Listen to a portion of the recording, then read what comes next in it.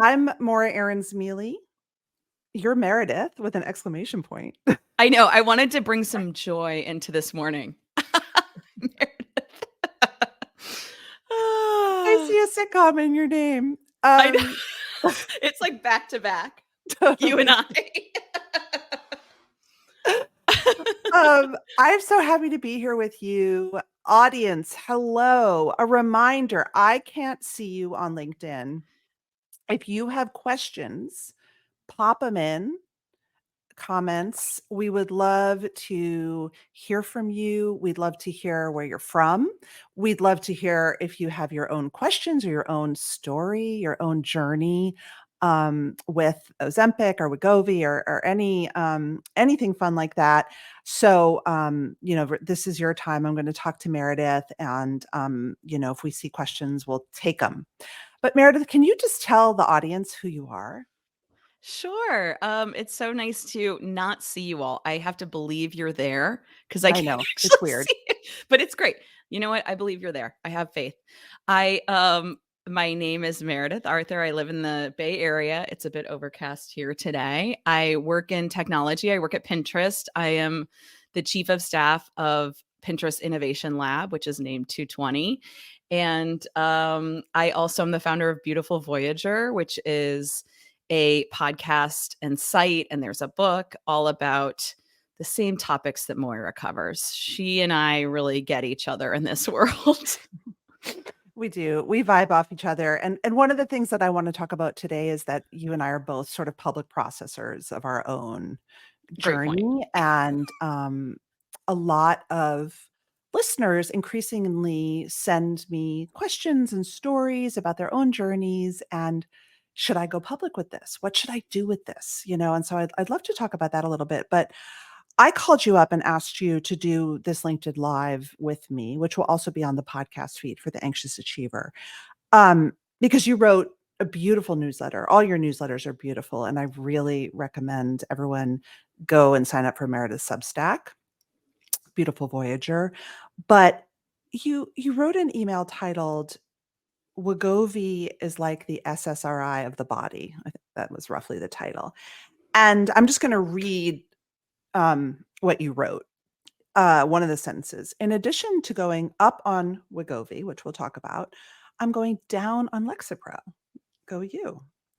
I'm moving in the right direction. I'm halfway to my weight goal and I'm feeling much less pain than I was in 6 months ago, but it hasn't been easy. I said to a friend, Wegovy is to the body as an SSRI is to the brain. It's a miraculous medical tool, but it needs to be treated with respect. That sentence stuck out to me, and I really wanted to explore it with you. So this was a couple months ago, maybe.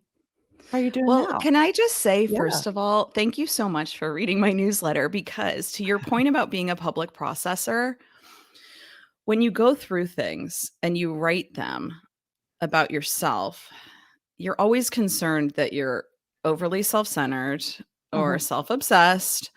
And the reason that I am a public processor is it's the only way I know to build bridges around topics that I'm really interested in. And I have no idea what other people are thinking.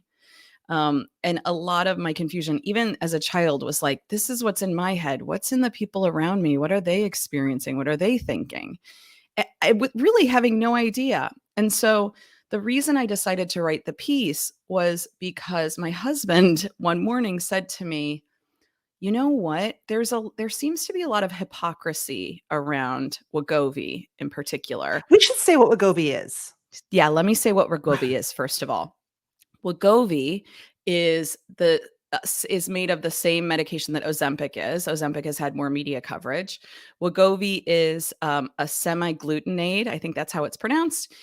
It is a shot that you take weekly, and it my daughter calls it an appetite suppressant. There's more going on to it chemically than that, but it makes your stomach digest its food more slowly, and ultimately it's a weight loss drug. So it is, gaining a lot of attention. Lots of people have been talking about being on it. TikTok, I'm sure, is covered in it. I know I've seen some TikToks about it.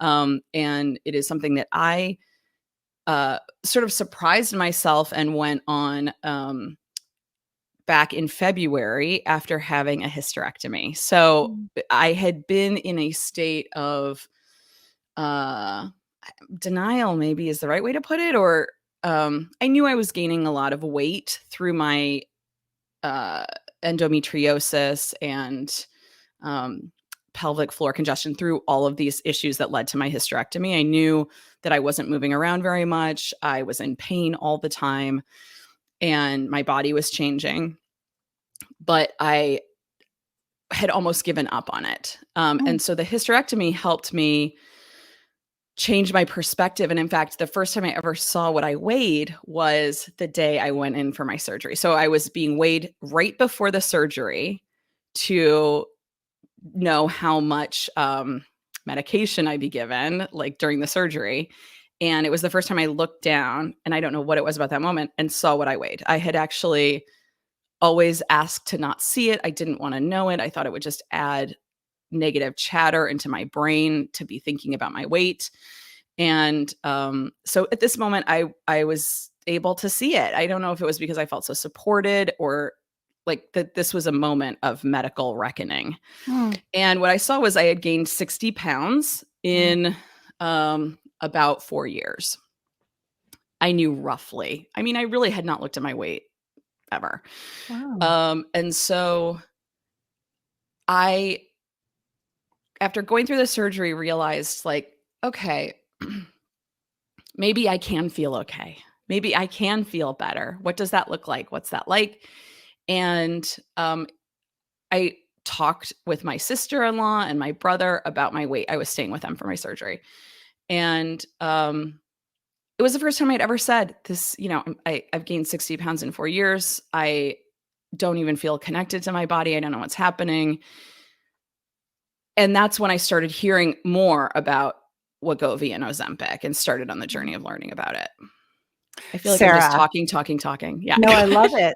And Sarah, I needed this today. I always feel shame when I publicly process and I'm dealing with some things I wish I could speak out about, including my Manjaro journey.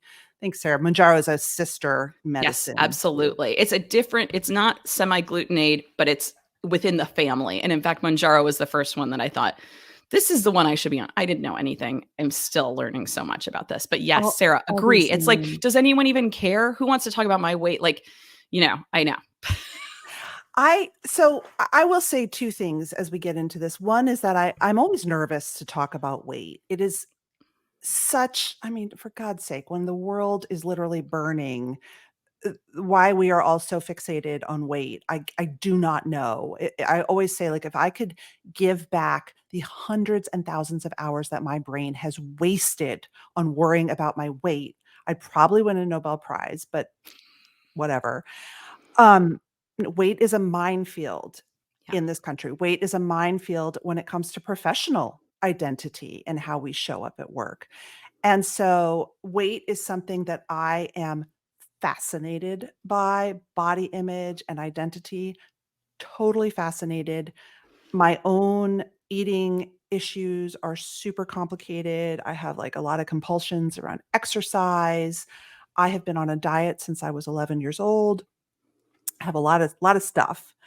Um, but I am thin. And so I'm like, always nervous. But I really wanted to talk about this because this is a cultural conversation and it creates profound, I would imagine I mean, look, you went through two profound changes because you had a hysterectomy and then you've lost about what, 30 pounds.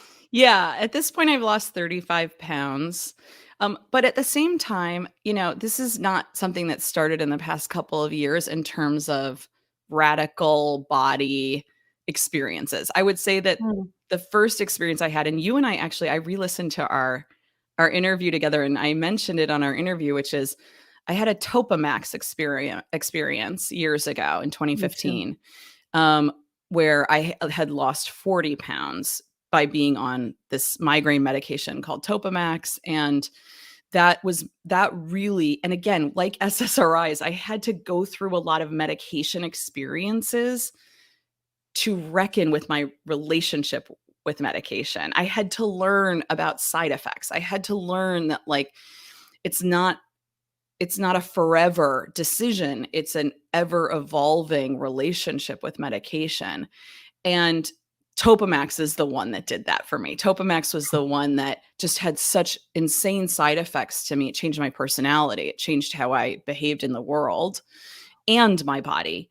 And it was the one where I basically felt like, well, at least I'm thin, or at least I'm thinner.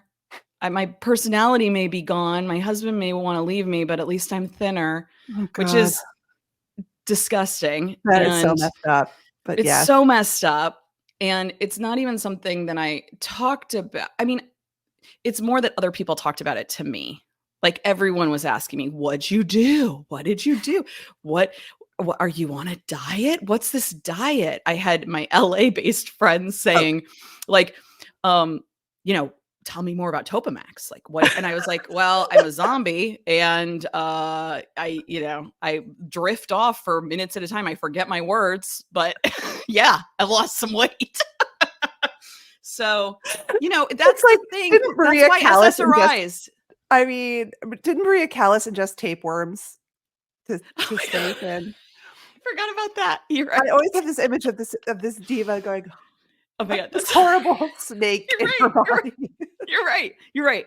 I know that. I remember in my 20s, I was like, well, are tapeworms a real thing? And fecal transplants seem big. Maybe that'll help. I mean, so many different things. But I think the biggest thing was this idea of like, my mind is having really bad side effects, but my body's getting thinner. So that's and Yep. this is where I started to understand that the journey through these medications and SSRIs added to me gaining weight, by the way. So there's that as well. Where, 2015, I switched off Topamax, went on SSRIs, started gaining weight.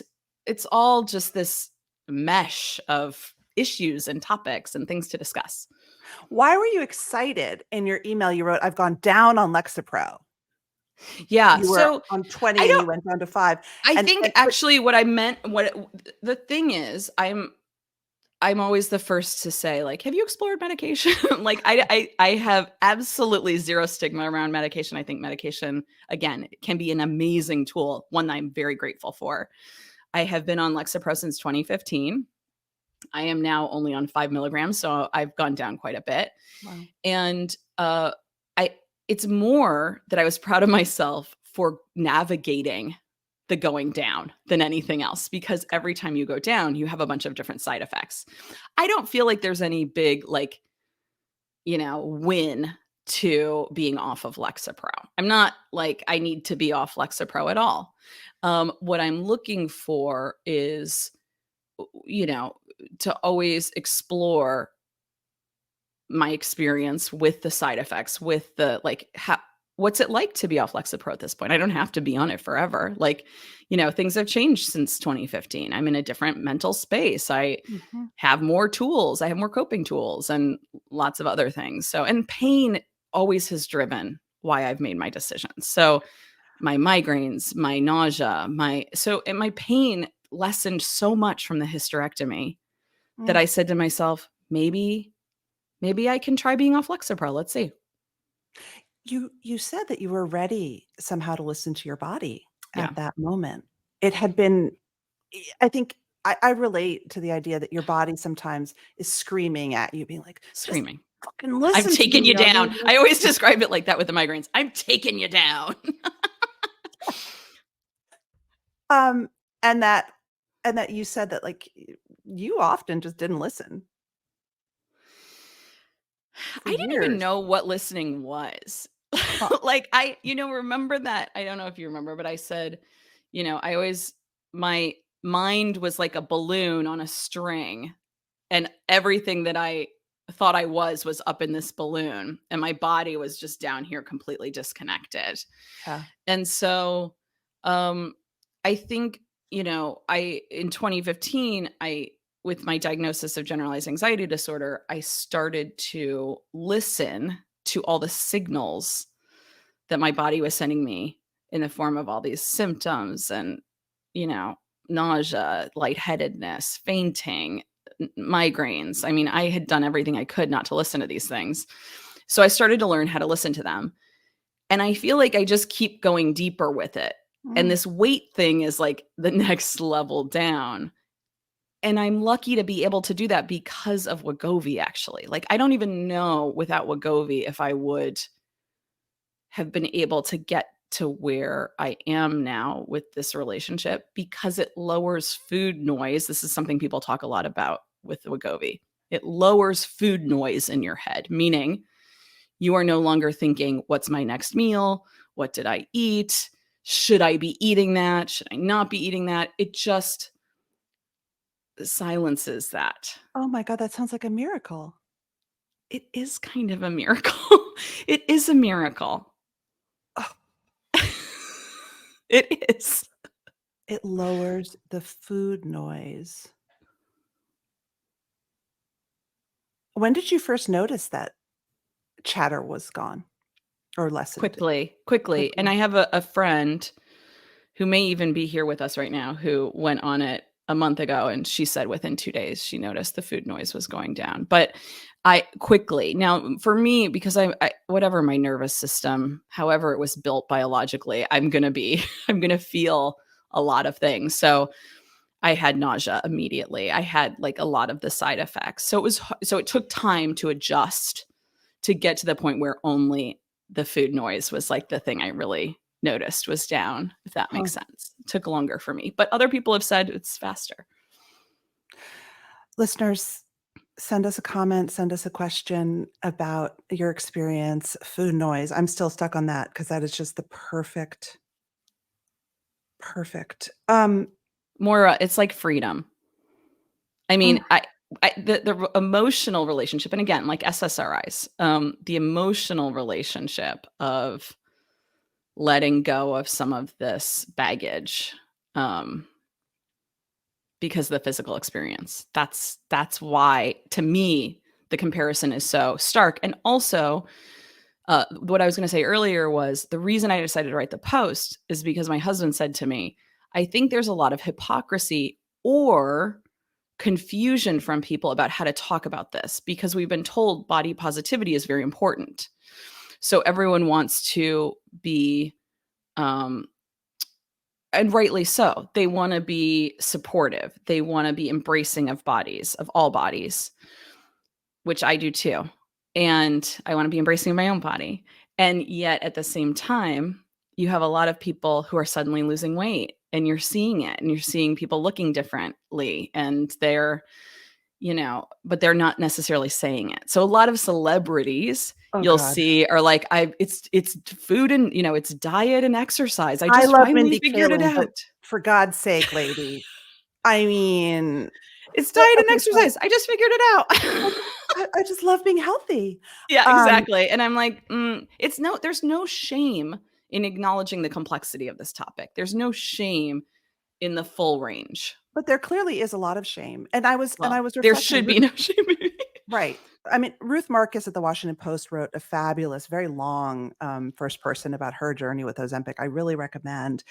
And there were 2 points from that I wanted to bring up. One is, I do feel there's something deeply in our culture. It's American, it's capitalistic, that feels that we have to have the grit, the Yes. discipline. Yes. Yes. That there is something admirable about putting the hard work in and then suffering if you don't, versus people are like, well, if you just take a shot, that's cheating. I've heard that a million times. It's Ruth Marcus wrote that. I cheated. I took Ozempic.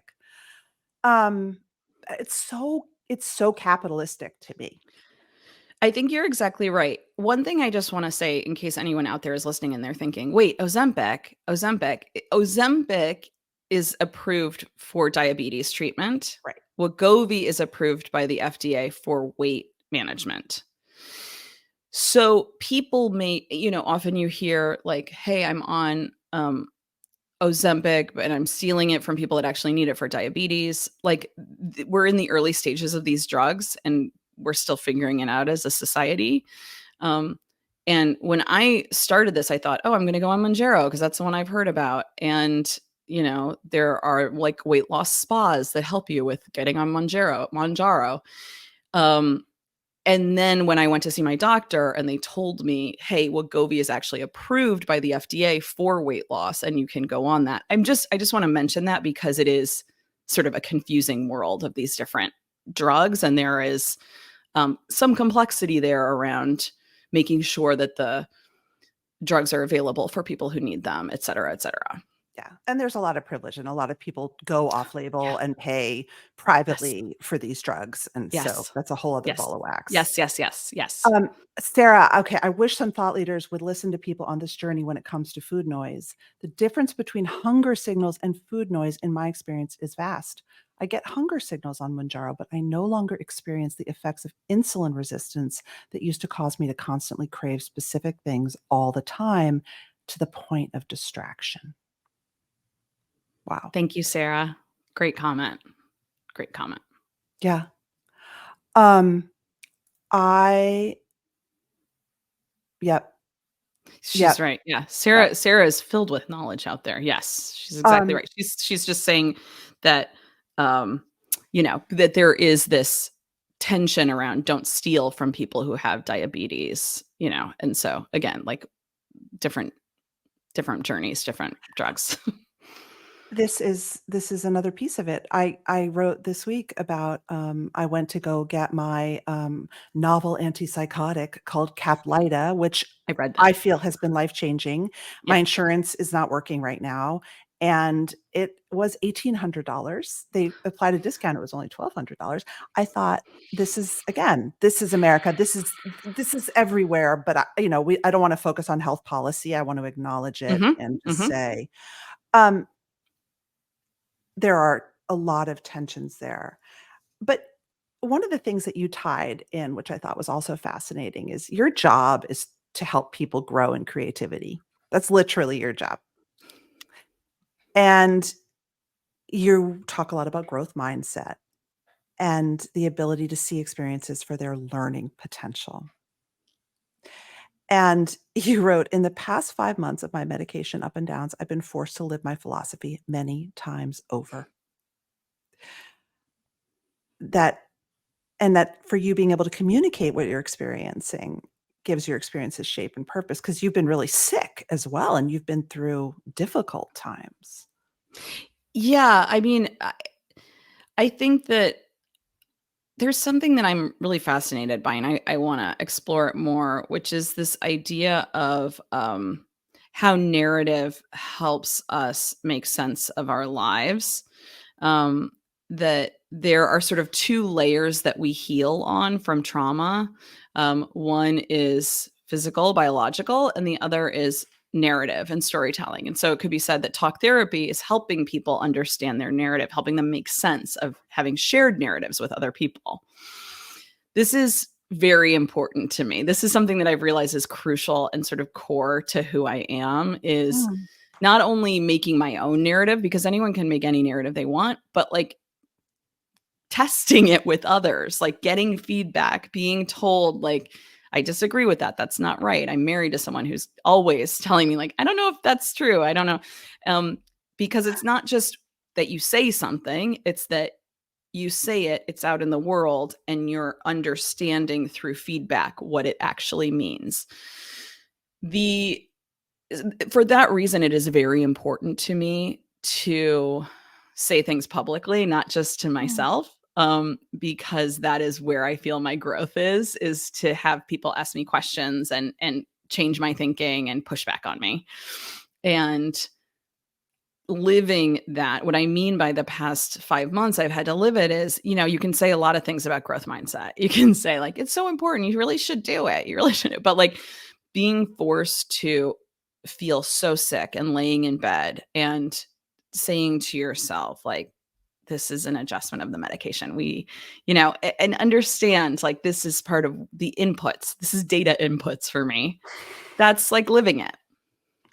Data inputs. Data inputs. God I bless work in you. tech, everyone. I'm sorry. Data inputs. And yet, when you're on serious meds, you do spend a lot of your time with that data input. Mhm. Um, and Tracking is crucial. and Tracking side yeah, effects is crucial. yeah. I'm still stuck on lowering food noise. I I Yeah. I Tell me, wanna know how what many. is it about that? Is that because you also feel food noise? Tell me more. Like, where is that for you? Oh, I feel food noise, I feel exercise noise, I feel guilt and shame, and it like I said, it just takes up way too much space in my brain between that and anxiety. It's like there's no room for real thoughts. Mm, And one of the things that SSRIs have been great at, but particularly Caplyta has been really great at, is lowering a lot of the exactly. noise in my brain, Exactly. but the food noise persists. It's so interesting. I don't know what it is. I'm sure over the next 10 years, we're going to learn so much more about these medications. Like, what is it that leads to that exactly? Is there a way to have it for someone that does not need to lose weight like you? I mean, what is there anything that can help you with food noise? It's Yeah. interesting. Yeah. I know that there are therapeutic modalities, right? And obviously there's even special cognitive behavioral therapy for eating disorders. And I just wanted to throw out, I was actually sorry, just checking my phone because there is a lot of work on narrative healing and narrative medicine out there. Yes. And there's a book called The Healing Power of Storytelling by, I think it's Annie Noonan, I just love that book. So, listeners, Healing Power of Storytelling. Yes. Yeah, there is one in particular that I've written about before, and I believe the title is Breakthrough. It's about trauma. I first heard about it on a podcast interview with the author. I was very taken by it. It was the description of how over or working with trauma is this twofold journey, the Mm, biological and the narrative. Her assertion is that trauma really is not what happens to you. It's whether you have the trusted connections to build a narrative around it. Even as a child, do you have that trusted person that helps you understand this for yourself within your own history and your own story of what happened to you? It's an yeah. area I'm fascinated by, and I definitely want to delve into more. And any recommendations from anyone out there about this world of narrative understanding, contextualizing. That's really, I mean, if you listen to everything I'm saying around, I want to get my thing out there, but I want feedback and I want to understand it's all the same thing. It's contextualizing experiences. Contextualizing. How will your narrative change if you're a person who is not in pain all the Healthy. time, Healthy. healthy, active, Yeah. Wow. not 60 pounds heavier than you wanna be? Like, how Yeah. is that gonna integrate into who you are? I don't even know yet because I'm still, I said to myself, I'm going to give this a year. So a year from February of, because by the way, sadly, I wish it were just these migraines and nausea. I also have, it's also boring and I feel 900 years old when I talk about it, but I also have iliopsoas tendinopathy, which is like it's like tendonitis, but it's not all inflammation. It's like the tendons in your hip are all of the things I have going on, by the way, are confusers. When I look them up, it's like, we don't understand much about iliopsoas tendinopathy. We don't understand much about endometriosis. Like, people are learning, but a lot of these things I feel like I'm a machine that just takes in every confusing um event in the world and then tries to like understand and clarify That it. must create Definitely the terrible. hysterectomy journey was so confusing. So, yeah. So That was I'm that. working on a hip stuff. I'm working on like Achilles tendonitis in my foot. It's so many layers of like healing. It's working to heal and understand. Do you have an exercise or something that you do when you just don't want to be in a growth mindset around your pain? Mm, God, you ask the best questions. Aw. You're saying, this is how I translate what you're saying. hey, what if you're not up for the work of growth mindset? Then what do you do? What if you Like, just what do you wanna do at pop a that moment? pill? Like, I have muscle relaxants for migraines and all my horrible chronic pain, and some days I'm just like, "Oh my god, I just wanna knock myself out and just Yeah. excuse myself for the day." Yeah. I mean, I That's have not growth mindset. many. Yeah, I have many things I do. I would not say it's against growth mindset, by the way. Like, to me, growth mindset simply means I'm gonna have this input and I'm gonna see what happens. So Oh, you could be having an input of the muscle relaxants, and if you're staying conscious with it, you're not just, um, "Fuck it, I'm not gonna." I don't even know how we feel about swearing, but, like, "I'm not even gonna think about this. I'm just gonna," which is, by the way, what I felt I did for a year when I was in bed. I spent a year in bed. To me, you that was did. not a growth mindset moment. I mean, I, like, still worked. Yeah. I You and I went both out had the into the world. privilege of being able to work from bed. I Totally. was in bed a lot. Like, yes, I would walk to this desk and have meetings, but then I Yeah. would go in bed. Yep. It was, In there. and yes, it was a work from home. It was over COVID as well. So, um, but I think, growth mindset is a very subtle thing. We talk about it sort of in a bro-tastic way, like it's like powering through, but I actually think it's more subtle than that. I think it has to do with how engaged you are with your patterns. Hmm. Hmm. Right. So, to answer your question, what do I do when I don't feel like engaging? Um, I well, I do so many different things. I mean, the number of baths and Epsom salts, the Megan bed, edibles, just the list goes on and on of Yeah. so many things that um fill in the gaps around, it's like different. Some people might call it self-care and some might call it just my techniques for getting through. Yeah. But I have It's many. interesting. And I do think, my neck hurts me right now. I think Oh, when you live and feel like your body isn't optimal, that creates a lot of anxiety and a lot of noise, so and much. that's really hard, and I think that's something we never talk about at work. We never talk about it because so many of us are suffering. My wonderful massage therapist is like, he's so booked, and he's like, "It's all y'all who just spend all your lives in front of screens," and he's like, "Everyone's in pain." And it's funny, I'm reading the book about the Sackler family called Empire of Pain by Patrick Radden Keefe. It's incredible, and a lot of it is about how pain was invented as a way to sell lots of drugs. I believe that, and I also have been very tuned in. By the way, Beautiful Voyager, and when I first started thinking about it in 2015, when people would ask me why I wanted to do it, I said it was because of the opioid crisis, because Huh. I saw how much pain, what was happening in people's treatment of this pain, and how the path of opioid medication in addressing the pain um was not really getting at what was happening for people. It was only a path towards self-destruction in many ways, obviously. And by the way, I also read Demon Copperhead. I saw that in your in your newsletter as well. But yes, I've been thinking about opioids in that way for years and years. I didn't know that. That's really interesting. Everyone was like, "What?" I was like, "Yeah. What about the opioid crisis? This is all about pain."